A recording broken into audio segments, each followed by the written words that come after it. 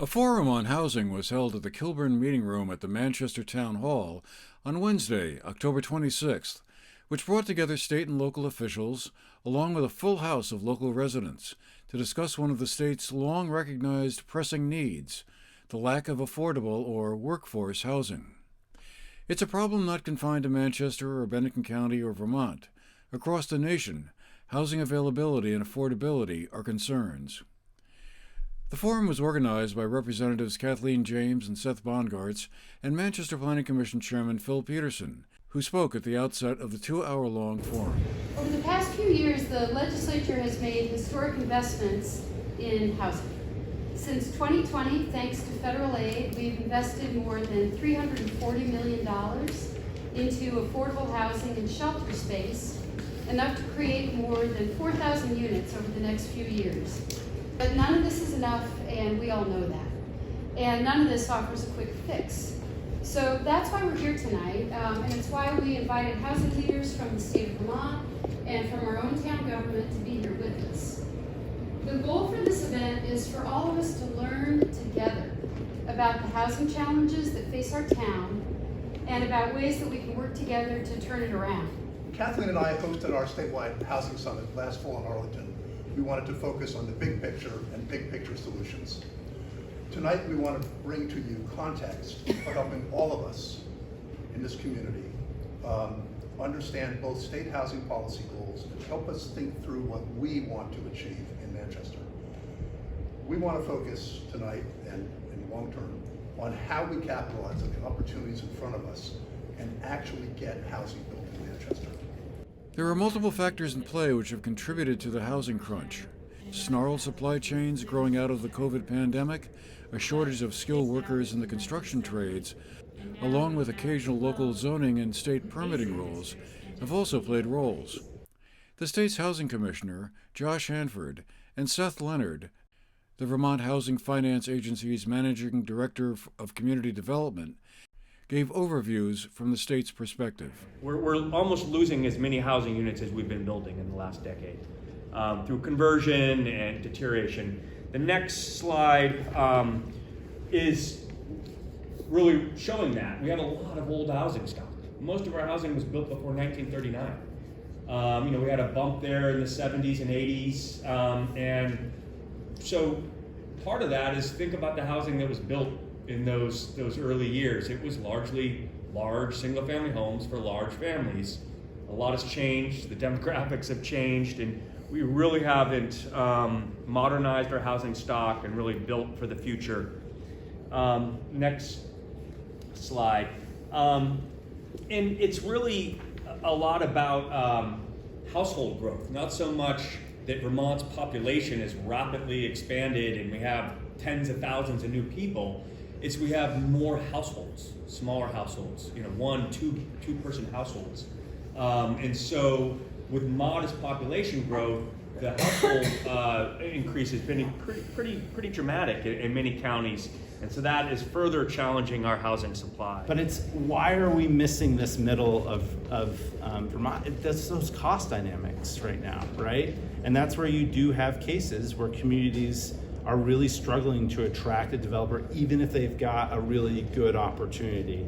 And that's just something to be aware of, that the cost dynamics, the penciling of projects right now is very challenging, very difficult. And I know this is really hard to see, but on the multifamily side, we'd point to the inability to do small scale infill development right now is one thing that's really critical in communities across the state.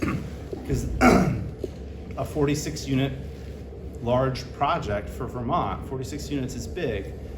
Once we hit 39 units, the cost per unit tends to drop very rapidly, right? Scale works wonders to projects and buildings. It's amazing. If you're doing 100 of something, it's a lot cheaper to do than it is to do 8 of something, right? Janet Hurley, Manchester's planning director, who will soon be leaving this post to join the Bennington County Regional Commission, gave a presentation highlighting some of those zoning updates Manchester has done to make it easier for housing developers to build in downtown areas and other possible town-owned sites, such as on Depot Street and out on Ridgeville Road near a small airfield. In 2018, when these were adopted, that had at least 4 acres could still subdivide but they would have to provide significant open space protection, and with that they would get density bonuses and they could cluster smaller lots. So we also allowed very small dwelling units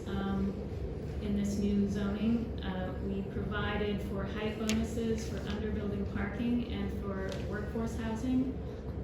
That includes both the federal definition of affordable, and then the local, the zoning ordinance defines workforce much more broadly than what Seth and Josh are talking about.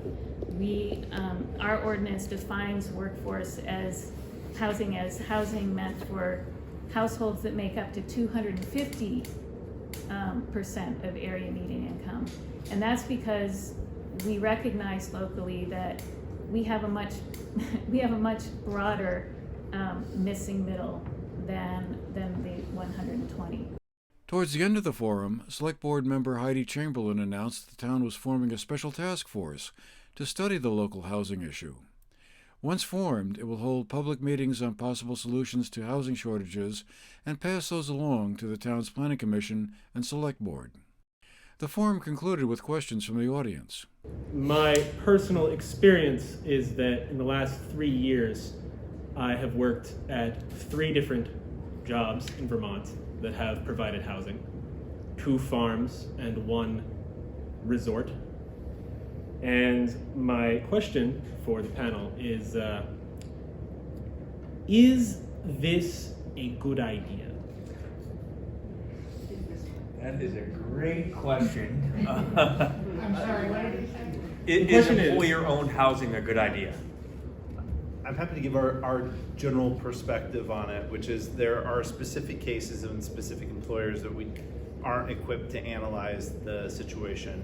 What we do try to encourage, and we think there are some very inspiring stories out there, Middlebury College in Middlebury purchasing a large tract of land in Middlebury and saying we were going to turn this into housing. The housing is not specific to their employees, it's not specific to anybody, it's going to be publicly available. And their philosophy or approach to that was we're gonna invest in the housing ecosystem of this community and understand that there will be benefits that we will receive as a result of that. And it's similar. I think everybody readily admit if you can build for $300 a square foot today, you're almost achieving a miracle. And you talk a 1,000 square foot house, but I'm doing 1,200 to 1,500 square foot in my project, you're talking $450,000. And I just don't know what you can do about that unless you can help. I think you need to help subsidize, and this is a whole new area that we have to rethink. You know, all our support, as you've been, has been for low income and for rental housing. We have to change our mindset that we can support home ownership with some sort of subsidy. And I think there's ways to do it. I've given some ideas to my representatives here, and I think they're talking to them about. But we have to find ways to aid home ownership. After the forum ended, we had a chance to follow up with some of the presenters. I mean, we need low-cost capital. I mean, we need interest rates are rising for construction loans. We need more affordable capital to help finance these projects that the price is increasing, and we need to help communities, which we are doing with bylaw modernization, local efforts to improve the development landscape. And that can be done through different grants to communities, and I know Manchester has taken advantage of that bylaw modernization grant. And the state has pumped, I think you said, $338 million into housing the last couple of years with the federal resources. How long will it be before we start to see some of the fruits of all of that? I mean, I know it's not going to happen immediately with all the supply chain issues and stuff. Well, I mean, it is happening. About half of that money has been committed to projects already, and about 30% of those projects are already built. We just came from a groundbreaking this morning up Route 7 here. I can probably name a half dozen housing projects that have been built and are housing people today. And the rehab program, the Vermont Housing Improvement Program. We've already funded 338 new apartments with that program just in the last year and a half. So there has been 2,100 new affordable units funded, with about half of those already online today with that money, and hopefully another close to 2,000 still to be built. Yeah, I mean, I thought it was a great event. I hope we can do it again. I hope this isn't just a one-off. The goal for this first event was really to try to take the housing conversation, which has been going on in a lot of different places, right? We've been talking about housing on Facebook. We've been talking about housing at the Planning Commission. We've been talking about housing in our informal Depot Street work group. And the goal, anyway, or at least my goal for organizing this event tonight, was really try to do a level set.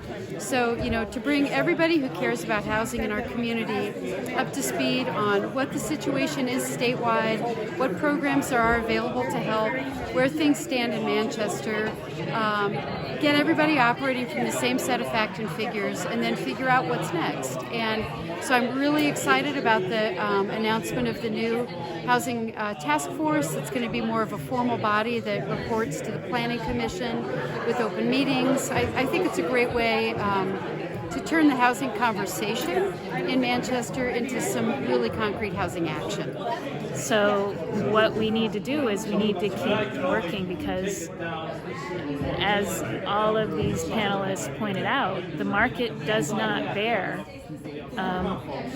building housing that is attainable.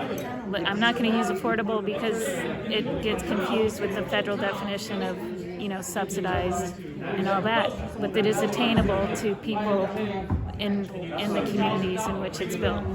So as a town, after we changed the zoning in 2018, we kept at it. The Planning Commission kept at it. What else can we do? As in my talk, I showed you, we did these studies. We did the market analysis, the pro formas. The town is developing this housing task force. The Planning Commission is talking about, looking at short-term rentals to understand how that is affecting the situation in this town.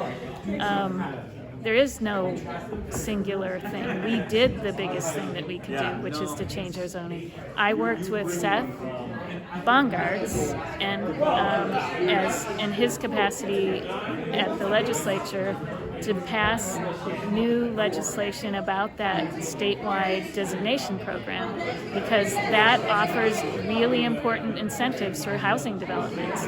Act 250 exemption being maybe the biggest one. The entire forum was live-streamed on GNAT-TV that evening. You can watch the entire discussion at the forum on GNAT-TV's website at gnat-tv.org or on one of our channels. Despite the large amounts of federal money the state has directed towards housing, it's likely to remain a stubborn problem for a while to come. For the GNAT-TV News Project, I'm Andrew McKeever.